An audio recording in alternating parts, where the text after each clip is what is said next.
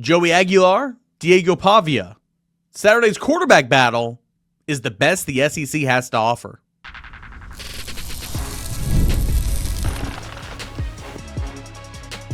You are Locked On Vols, your daily podcast on the Tennessee Volunteers. Part of the Locked On Podcast Network, your team every day. Good Tuesday morning, everybody. Welcome into it, your Locked On Vols show here on this Tuesday morning. I am your host, Cain, a member of the VolQuest.com team here in town covering your Tennessee Volunteers.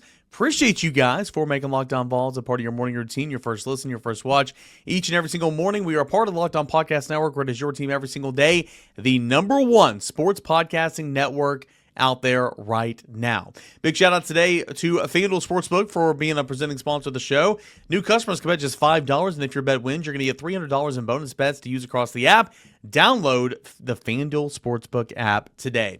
Fun show coming up. Two very similar quarterbacks are going to be showing out in Neyland Stadium on Saturday to conclude the regular season. You have Tennessee's Joey Aguilar and Vanderbilt's Diego Pavia. We'll get into that individual matchup coming up in a matter of moments. Mailbag questions to end the show. Before that, in case you missed it, a 2027 football commitment happened Friday afternoon that we didn't get to discuss last week, so we'll discuss it here on today's show. But again, let's get back into that quarterback matchup, because I think in terms of what the SEC has to offer, this could be the best individual matchup of the season. I mean, like, let's be real here. Like, Joey Aguilar and Diego Pavia are about to square off. Aguilar squared off against Ty Simpson already this year. Simpson squared off against Pavia. Arch Manning squared off against Pavia. Marcel Reed squared off against some of these other big-time quarterbacks. Trinidad Chambliss has squared off against some of these guys. Gunnar Stockton as well. But I think individually, I mean, you can make the case for a lot of these individual matchups. You know, Texas, Georgia, Tennessee, Alabama, Tennessee, Vanderbilt, to have some of these higher profile quarterbacks in the league.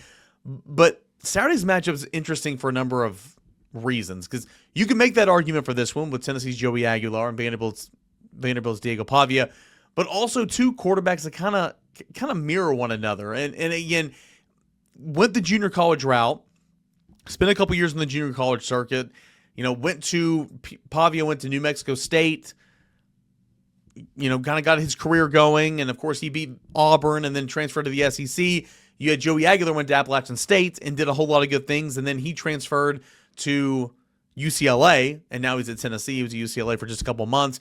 You had Pavia that challenged and tried to get another year of eligibility for junior college players like himself to play another year, and because of that ruling that was expedited and was granted injunction, it was a waiver for Miles Kitzelman and Joey Aguilar and Star Thomas and so many other players across college football. And we'll see exactly what that means for Joey Aguilar moving forward, again, as he was reportedly a plaintiff in this file to get rid of the JUCO rule. And again, we talked about that on yesterday's show. But very similar upbringings did Joey Aguilar and Diego Pavia come from. They're not the same player, don't get me wrong, but they're very exciting, and they've kind of taken the SEC by storm. Pavia 3 years ago when he beat Auburn and New Mexico State. Last year, of course, whenever he joined and he joined Vanderbilt and did a lot of good things. And of course, this year he's taken his game to another level. And Joey Aguilar this year, when everybody just thought he was going to be the worst quarterback in the league, and he's only leading the league in passing heading into the final game of the regular season. Two guys that nobody would have really pinpointed and said those guys are going to be the best players in the SEC. Those guys are going to be some of the best quarterbacks in the Southeastern Conference or in college football in general. These guys were not 4-star rated prospects. These guys were definitely not 5-star rated quarterbacks. These guys did not have big pro potential futures heading into their collegiate prospects and their collegiate realms. But here they are. Diego Pavia is going to finish college football this season, try his hat in the NFL and see if he can stick. Joey Aguilar, will see what his future holds. Two really good stories. Two really good stories for underdog roles and underdog mentalities, and they're squaring off at Neyland Stadium this weekend. But, I mean, you look again at the quarterback comparison in general, and you've got Diego Pavia, we'll start with him, that is leading the SEC with touchdown passes of 26. He's on an incredible run his last 3 weeks. I mean, look at these stats right here. The last 3 weeks against Texas, Auburn, and Kentucky. Pavia's averaged 427 yards, 3.6 touchdowns through the air per game. On the ground, he's averaged 67 yards rushing, and he scored at least one rushing touchdown in 5 straight games. He's on an absolute tear. He leads the SEC with 26 touchdown passes. He threw 5 against Kentucky last week, or he threw 4, whatever it was. He's second to Aguilar in terms of passing yards at 2,924. He's completing a league-best 71.8% of his passes, and he leads the Southeastern Conference in quarterback rating. Aguilar, again, leads in passing. He's second in rating. He's tied for like third in touchdown passes outside of, before Pavia went off last week. They kind of stack up 1, 2, or 2, 3 or whatever at the top of the quarterback stat sheet for much of these box score stats. You look at Pro Football Focus, and this is where it gets really interesting in terms of how similar they are. 2 of the best deep ball passers in the country, certainly in the SEC, 2 of the best deep ball passers in the country. Passes deep down the field, 20 yards or more down the field. Joey Aguilar is completing 49% of his passes.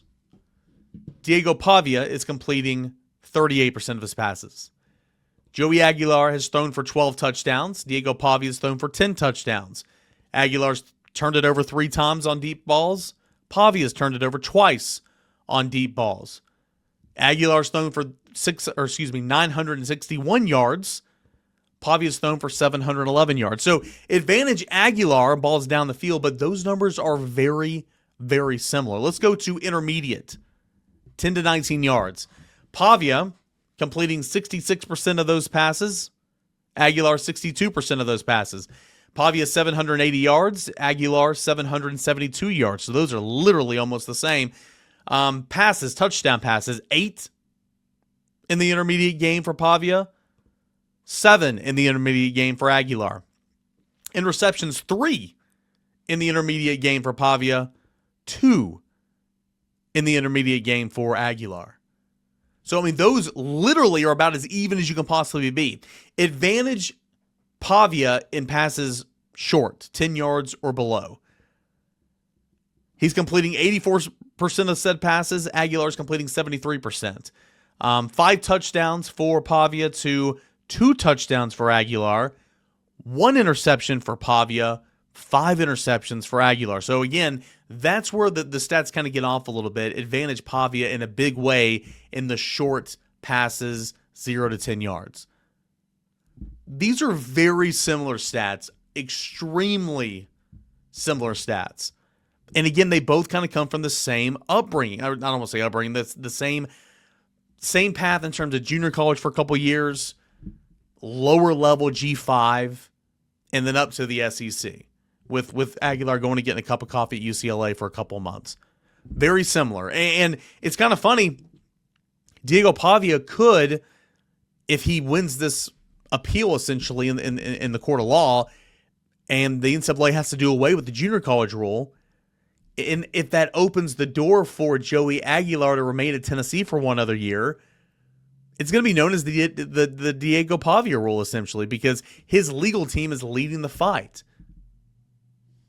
It's kind of interesting. Like, Pavia does not like Tennessee. He's made many comments over the offseason. Feels like he's the type of guy that kind of thrives in a hornet's nest, and it's certainly going to be a hornet's nest for him on Saturday at Neyland Stadium. But if his legal team wins this battle in court, and that opens the door for Joey Aguilar to remain at Tennessee for next year, and then that opens up so many different possibilities. And we'll talk about this next week whenever we hit the ground running with our offseason content, because Tennessee's set up to win now next year. You're just missing a quarterback. So again, I think that this game is very interesting on a number of different levels, because the game itself should be a great quarterback battle. 2 similar backgrounds and 2 guys who are absolutely balling out, are 2 of the SEC's best this year. And Pavia is a legit Heisman hopeful. Based on the way he's played the last 3 weeks, he's playing better than anybody in the country the last 3 weeks. What does Tennessee's defense have in store for him? Will that continue in Neyland Stadium?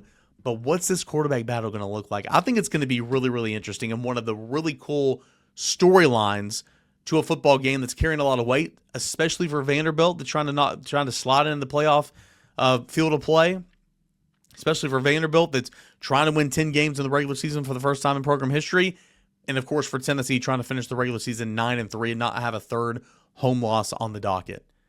should be some of the best quarterback play in the Southeastern Conference this weekend, in the entire country this weekend. It's Joey Aguilar against Diego Pavia as Tennessee welcomes Vanderbilt to conclude the regular season. In case you missed it, Tennessee had a 4-star defensive line commit for the class of 2027. Who was it? What does it mean? And where does Tennessee stand in recruiting, both for the class of 2027 and the class of 2026 with signing day 2 weeks away? That's coming up next right here on your Tuesday Locked On Vols. The NBA is back, and there's no better place to get in on all the action than over at FanDuel. It's the official sports betting partner of the NBA. Even if you miss the start of the game or you want to ride that hot hand, FanDuel has live bets on everything from who's going to score next to those fourth quarter comebacks. Plus, you can even combine your live bets into same-game parlays for a shot at a bigger payout. It keeps every single game more exciting, especially when your team's making that late push. So we're talking NBA right now, but college basketball season, it has already begun. Those futures, so the SEC odds, those NCAA tournament odds, Final Four odds, futures, same-game parlays, props, anything you can possibly imagine over on FanDuel this basketball season. Plus, it's an easy way to put some coin in your pocket. Right now, new customers, listen to this. FanDuel's giving new customers $300 in bonus bets when your first $5 bet wins. That is $300 in bonus bets when your first $5 bet wins. So head on over to FanDuel.com to sign up and play your game with FanDuel. It's the official sports betting partner of the NBA. All right, guys, welcome back into your Tuesday morning Locked On Vols. I am Eric Cain. We'll get into your mailbag questions coming up in segment number 3. It's when you everydayers get to take over the show.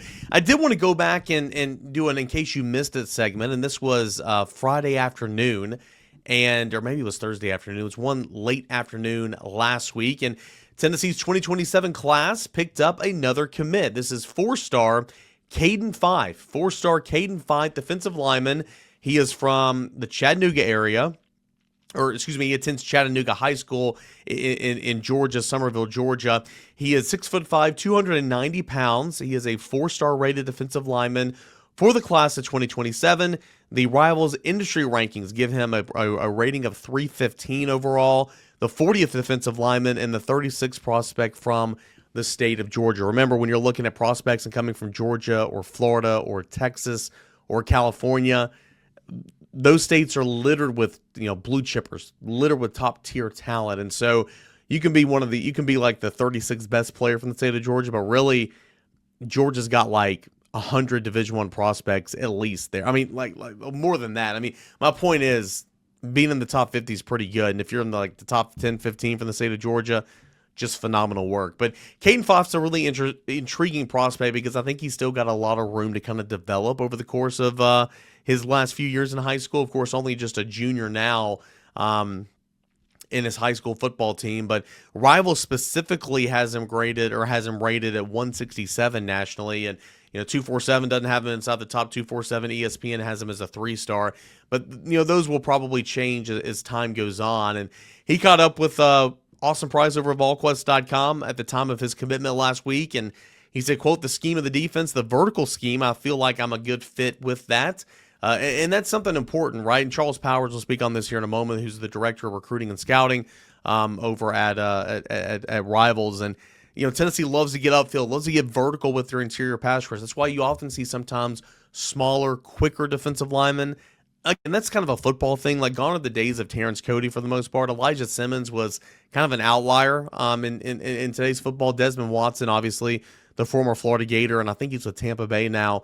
You just don't see those defensive linemen in the game of football anymore, for the most part. Jalen Carter is an anomaly, right? What he's doing with the Philadelphia Eagles, Jordan Davis as well. Like, those are different guys, but those guys, man, they're freaks of nature. Like, their twitch, their ability to get upfield, their ability to be gap eaters, their ability to stay on the football field and play the duration of the football game, just kind of different compared to your normal defensive tackle. But, when I say smaller, like still 300 pounds, like 285, 290, but quick twitch, vertical, interior pass rush. And I think Fife really kind of fits in that regard. And that's what he was talking about, with awesome price over at VolQuest.com. He said, quote, "They were excited when I committed. I was very much excited as well. They were happy that I'm a Vol, and they think that I'll be a really, really good fit here. I feel like I bring speed, power, a good get off, all of it, being able to run, stop, and pass rush is what I'm excited about doing at Tennessee. So again, you can check out the full interview over at VolQuest.com from last week with Kadin Fife. You look at the impact analysis that Matt Ray put together over at VolQuest.com. And here's the quote from Rivals Director of Scouting and Rankings, Charles Power, who kind of does all those ratings here. He says, quote, Kadin Fife is big, active defensive lineman. Primarily, he lines up as a big defensive end for high school, and you can see the quality of movement skills with him as a pass rusher. He's able to generate pressure from the outside. I think the movement skills should bode well for him, eventually sliding in at the next level. He looks like a player who could play 3 technique and be that up-the-field pass rusher on the interior that Tennessee likes, so it's a quality early gift for the Vols out of the state of Georgia. He is an interesting prospect who has some versatility and growth potential along the interior of the defensive line. End quote. Again, that was Rivals Director of Scouting and Rankings, Charles Power, on Tennessee's latest 2027 commits in Kadin Fife. And again, I'll draw you back to that line that Charles Power just said. He looks like a player who could play the 3 technique and be that up-the-field pass rusher on the interior that Tennessee often likes. And again, so it's a fit for Rodney Garner's system. It's a fit for Chop. It's a fit for what Tennessee wants to do, and that being Kadin Fife. And so I think this is a really good get. And you look at the overall class now for the 2027 cycle. It's still small, right? And these guys are still high school juniors right now, and he becomes the second highest rated commit for Tennessee in this class. Kadin Fife, again, a 4-star, 315 in the Rivals ranking, 40th at his position, 36 in the state of Georgia. He comes in second behind Princeton UAFO, the in-state offensive tackle that committed to Tennessee last month. He's 143 overall nationally, according to the Rivals industry rankings, 12th at his position, and 6th in the state of Tennessee. J.P. Peace from Knox West is also in this class, and again, we all know who his grandfather is, and you know, everybody that you know, he bleeds orange, right? I mean, he's a Tennessee through and through guy, and J.P. Peace committed to Tennessee. Gosh, was it last May or was it in June? And then of course you have Kamari Whitfield as well, the cornerback from the First Academy in Orlando, Florida, that's also a part of this class. So right now Tennessee's got 2 4-stars, 2 3-stars for the class of 2027 as the beginning stages of that class is beginning to kind of take shape a little bit. And no unofficial visitors for this weekend, only official visitors for Tennessee as the regular season's concluding and Tennessee's hosting Vanderbilt. So again, the attention kind of turns back to 2026, and you know, 2027 will continue to grow with the junior days coming up in February and March, and of course spring practice, and there'll be a lot of chatter you know, as soon as signing day is over here in 2 weeks for the class of 2026, looking ahead and projecting to the class of 2027. But for now, the primary thought and the primary resource allocation, I guess is what I'm trying to say here, towards the end of the cycle, is continuing to look at 2026. And what does that mean? Well, Tennessee's continuing to look at Jordan Carter, former Texas A&M commit. It's been on campus twice, was on campus for an official visit for the New Mexico State weekend. Carter Goodwin, Jalen Thomas, some other guys that are expected to be official visitors this weekend when Vanderbilt comes to town for Tennessee. But looking to finish off that class of 2026, and I think a defensive lineman or 2 maybe could be possibilities. Remember, there's no, long gone are the days of 25 total in the class. You can only sign 25. I mean, again, there's no number, so Tennessee can sign as many as it wants, and if it doesn't sign as many as it wants, it can go and take from the transfer portal. But did want to bring that to your attention because, again, this is things we missed at the end of the week last week. Kadin Fife has committed to the University of Tennessee. He becomes the 4th commit for the class of 2027, a 4-star defensive lineman from the state of Georgia, a top 320 player in the country, according to the Rivals industry rankings. Now, real quick before we go on, we get to your mailbag questions here on the on your Tuesday show. We'll continue to look at the class of 2026. Signing day is a week away. Well, it's 2 weeks and a day away tomorrow, right? It's 2 weeks from tomorrow. And it's 2 weeks from tomorrow.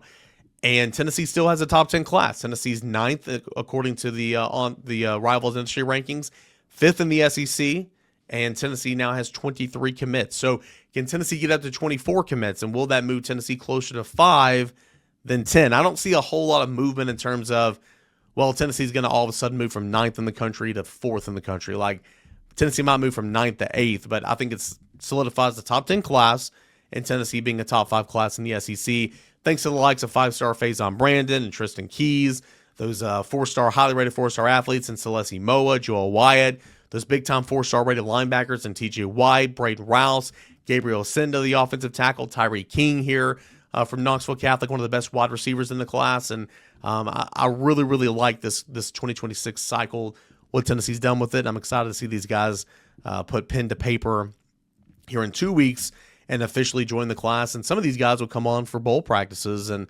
we'll get to see a little bit of what they look like here in just a couple of weeks. So that will be really, really exciting. So anyway, recruiting never stops. Tennessee continuing to finish, trying to conclude the class of 2026, but also look to 2027 and Kadin Fife, the 4th commit for the 2027 cycle, the latest for Tennessee that came last week, the 4-star defensive lineman, defensive end now in high school, but probably going to shift down inside and play defensive lineman or defensive tackle because he's already got the built for that, and that is Kadin Fife. Hey, when we come back, we'll get into your mailbag questions, all that and more, as we continue on here at your Tuesday morning Locked On Vols. Stay tuned.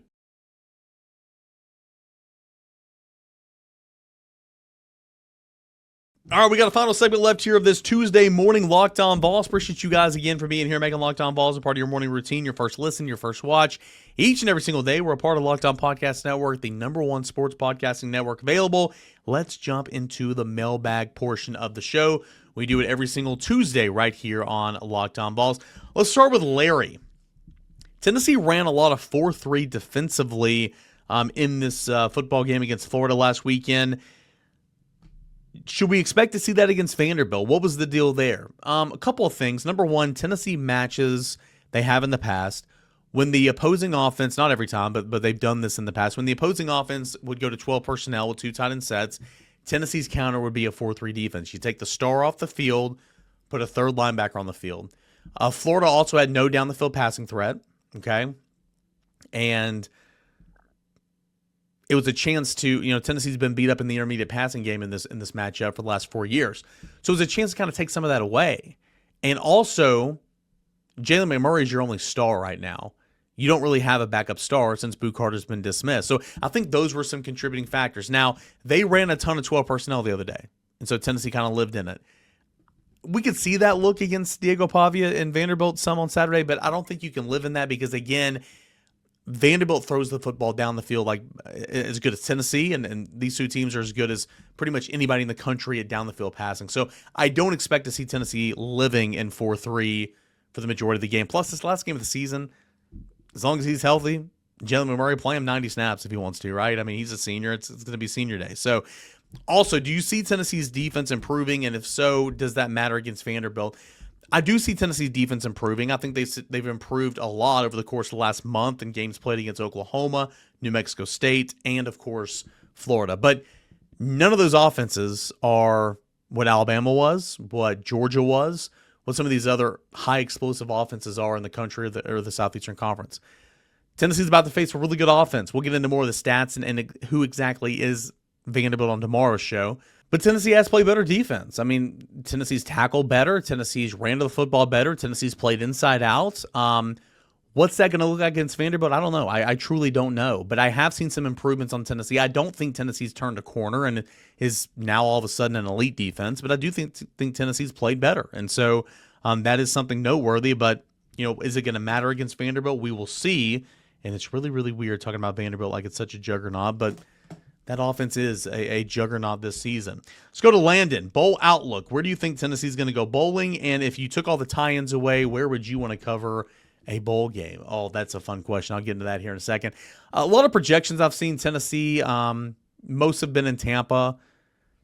I think if Tennessee wins this one, I think Tampa would be probably a destination that you could not mark down or make plans for, but would not shock me if that's where Tennessee is. If you lose this game, that might push you to Jacksonville, maybe Nashville or Charlotte.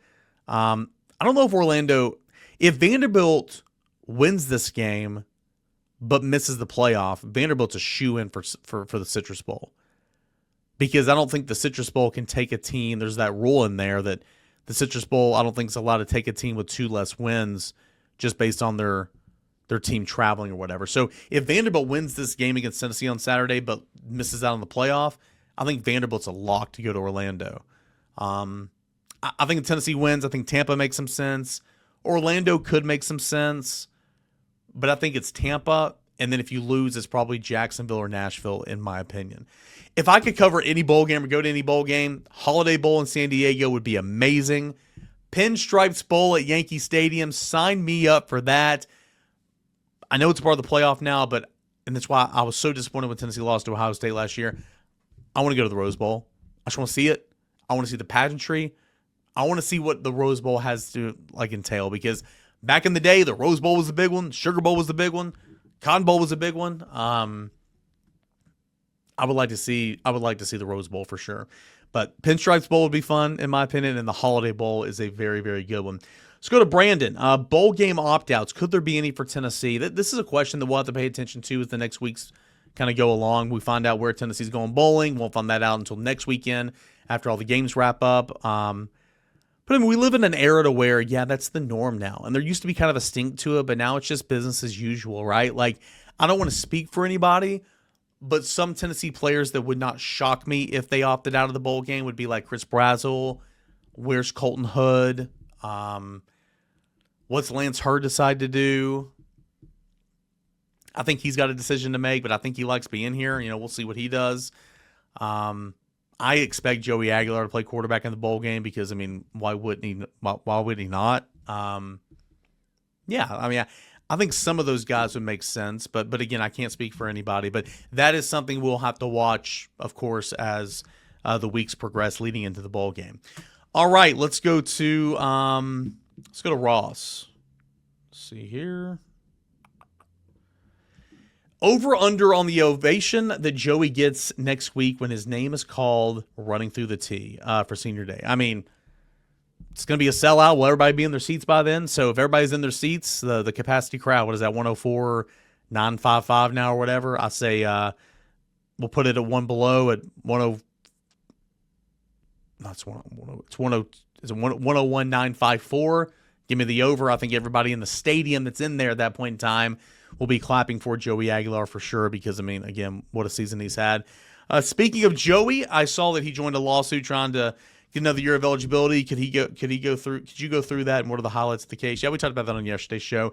He's reportedly been added as a plaintiff to the Diego Pavia's case and trying to throw out the JUCO rule and not having that count against your 4 years of eligibility. We'll see what happens. Again, the timeline for Pavia's injunction case last year, which is it's different than what he's doing now, was December the 14th. Will they expedite this, knowing that the transfer portal window is coming in January? We'll see. But that's just kind of all we know right now. There's no – people keep saying, well, what are the chances? What are the chances? Nobody knows right now. Nobody knows. If somebody tries to act like they know, I mean, it's trying to predict what a federal judge is going to rule, right? We just don't know right now, but certainly we'll continue to track that for sure. Let's go to Kurt. Based on your keys to victory you mentioned last week, how surprised are you that Tennessee dominated this game without turning Lagway over at all? If it was a close game and Tennessee won, but still didn't force any takeaways, maybe I would be surprised a little bit. But just based on how the game unfolded, I'm not surprised. I mean, Tennessee dominated the ground game. Tennessee could do whatever it wanted offensively in the first half. Florida just couldn't get anything going. Had one big play that broke through and got called back for holding, and that was it. So based on the way the game was played, I'm not shocked. But if it was a closer game, then maybe I would have been more surprised given just the way the game was played. But just because it was a blowout and just kind of all that on Saturday, I guess I'm not too surprised. My other keys to the game, I mean, Tennessee ran the football, dominated the run game, got off to a really, really good start. Still hit on some of those keys for sure. A couple more questions here. Let's go to... Just kidding. Can't find it. 1 second. All right. James takes a picture, and he's got one, two, three, four, five, six, 7 little sticky notes, and he's got it broken down on conferences and all the playoff scenarios for teams in those conferences, the ACC, Big 12, Big 10, SEC, Group of 5. Notre Dame gets its own sticky notes, and some other college football playoff teams. And essentially, he's got a bunch of things broke down. A lot of good work, man. I'm going to retweet this so people can see it. And then he's got the GIF next to it saying, so you're telling me there's a chance. And he wants to know, is there a chance? James, you put a whole lot of hard work into that. I do not want to be rude, but there's no chance. Tennessee is not making the dance. Tennessee's not making the college football playoff this year, unfortunately. But good stuff, man. I really, really, really like the work and the detail that you put in it. Last question is going to go to our guy, Bruce. And he sent this before last game, and I just didn't see it. So, okay, this may be late, but if we go 7-5, obviously not going 7-5 now. But again, he sent this before the game. Do you think Coach would be encouraged to make some changes with his staff? I have a hard time getting excited for this week because we don't seem to have any energy right now. Florida and Vandy could totally ruin our season that we should have lower expectations on, but we started so strong with how we played Georgia. I think that is when the expectations change for me. Yeah, I've been saying that a lot. Like, based on what you saw Tennessee do against Georgia in the first half of that football game, that's when the expectations change. It's like, oh yeah, we'll take 9-3. Heck yeah, we'll take that with a win over Florida. You betcha. But if people said that in July and then saw what happened in the first half against Georgia, again, I think that's when expectations change for sure. Going back to the first part of your question, is there a scenario where Josh Heupel could be encouraged to make some changes to his staff? Maybe. We'll see. But history does, and I did a radio hit the other morning, and they kind of asked me about this, but I'm not saying it won't happen, but I will say that history does show Josh Heupel has yet to fire an assistant coach. Right, wrong, indifferent, that's just not been his case so far. What's going to happen this offseason? I don't know. It's a really, really good question. A lot of people want to ask about Tim Banks and everything. Tennessee's defense has gotten better under Tim Banks every year except this year. On the flip side, Tennessee was a playoff team for nobody other than Tim Banks last year. People will say Dylan Sampson, awesome year.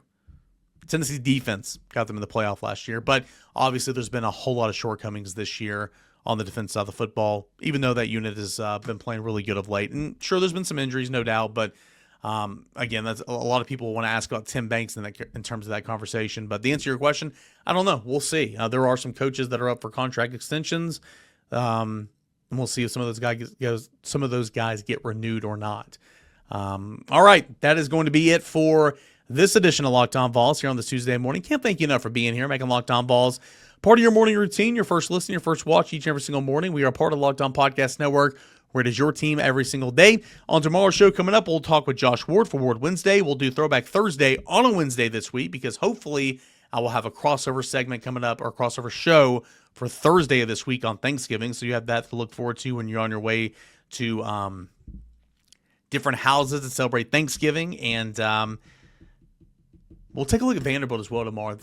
How good is Vanderbilt truly on offense, and how gettable is that defense for Vanderbilt? We'll look into the stats. We'll talk more Vanderbilt on tomorrow's show as well. Thank you guys so much for being here. Really appreciate it as always. And same time, same place. We'll do it again tomorrow.